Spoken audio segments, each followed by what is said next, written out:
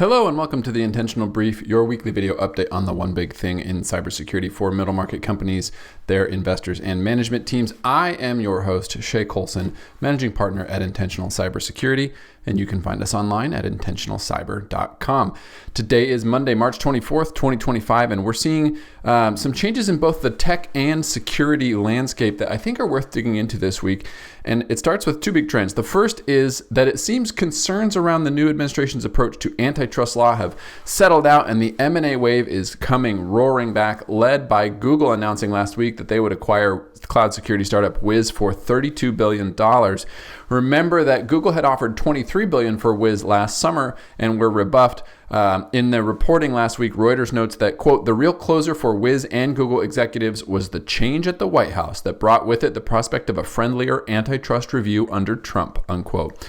But I'm sure the bumped up offer and the 10% or $3.2 billion breakup fee, if the deal doesn't go through, didn't hurt either. But these aren't the only big deals that are happening. We saw plenty of others in the last week or so to choose from that exemplify this change in the tech landscape. Whether it's Ampere Computing being acquired by SoftBank for $6.5 billion, MoveWorks getting snapped up by ServiceNow for $2.9 billion, Next Insurance going to Munich Re for $2.6 billion, Weights and Biases headed to CoreWeave at about $1.7 billion. CoreWeave, of course, have since filed for an IPO, which will be very interesting to track, or NinjaTrader being acquired by crypto exchange Kraken for $1.5 billion. That's a lot of movement, and while the dollars are big, so too will be the tech implications, because these things, these acquisitions, these mergers, the long tail effect of them is always interesting as it ripples through the market. At the same time, beyond just the more relaxed antitrust vibes driving these deals, the Trump administration is also announcing more movement on cyber, including an executive order last week entitled, quote, achieving efficiency through state and local preparedness, unquote, the basics of which are aimed at what they say, quote, giving states power to make smart infrastructure choices, unquote, and that address risks from cyber attacks and other physical disasters. Reporting on this from BankInfo Security says that the order states it is the policy of the U.S. government that state and local governments and individuals play a more active and significant role in national resilience and preparedness, unquote. Unfortunately, budgets and skill sets and tools at the state and local level are already strained and were never that great to begin with. Friend of the show, Mike Hamilton, former CISO for the city of Seattle and now at Lumify Cyber, notes that, quote, state budgets are already in trouble with the reduction in federal support and difficult choices are being made, unquote. He notes that the reduction in real-time threat information sharing, particularly with environments insulated from regulatory oversight, would be a huge loss. States like Washington are already exploring ways to unite the public and private sectors to create state-run threat information centers.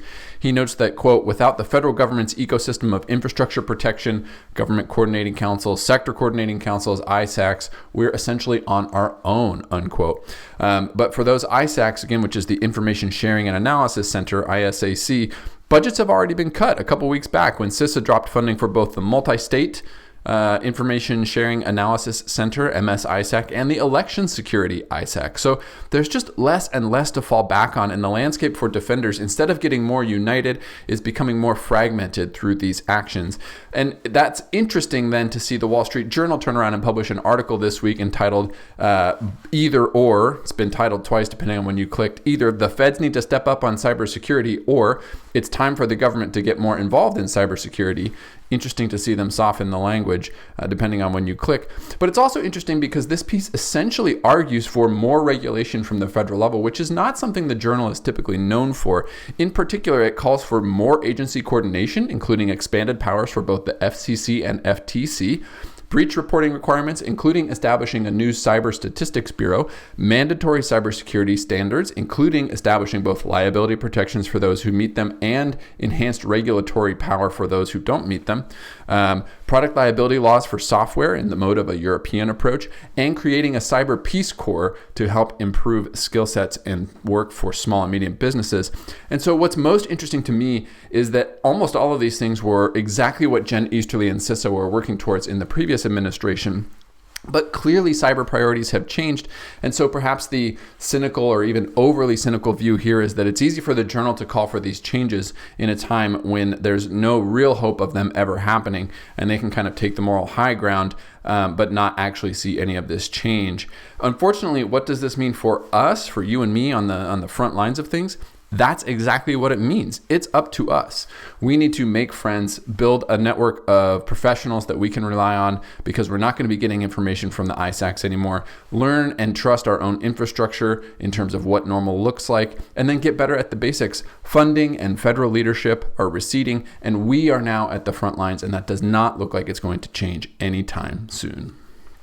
From a fundraising perspective, we saw more than $12 billion in newly committed capital last week, which doesn't seem like that given the transaction numbers at the top. But Morgan Stanley Infrastructure Partners put up $4.1 billion for their fourth fund, ICG raising €3 billion for their second European mid-market fund, and Marathon Asset Management putting in $2.7 billion for an opportunistic credit fund, all of which seem well-timed given the macro moves in the market. So $12 billion in a week doesn't sound like that much, but I do think we're tracking aggregate about $170 billion so far this quarter. So the aggregate remains strong, and we also have seen several tech IPOs that may provide liquidity and abilities for the founding teams and investors and technical teams to restart this cycle at some level. A reminder that you can find all the links to the articles we talked about in the comment section below. You can find back issues and written video transcripts at intentionalcyber.com, and we will see you next week for another edition of the Intentional Brief.